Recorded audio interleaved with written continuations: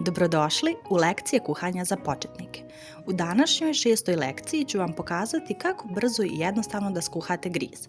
Pa ukoliko vas zanima ovaj recept, ostanite u nastavku na ovom kanalu. U šerpu stavite 500 ml mlijeka i kuhajte na niskoj temperaturi. U vruće mlijeko dodajte 4 supene kašike griza, sve vrijeme miješajte da ne biste imali grudvice.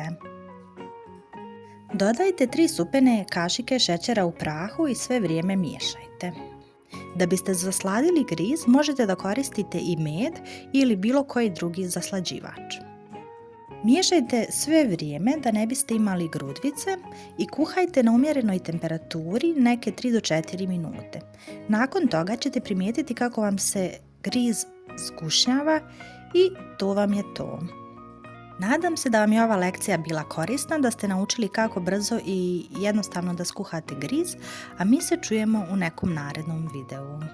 Ćao!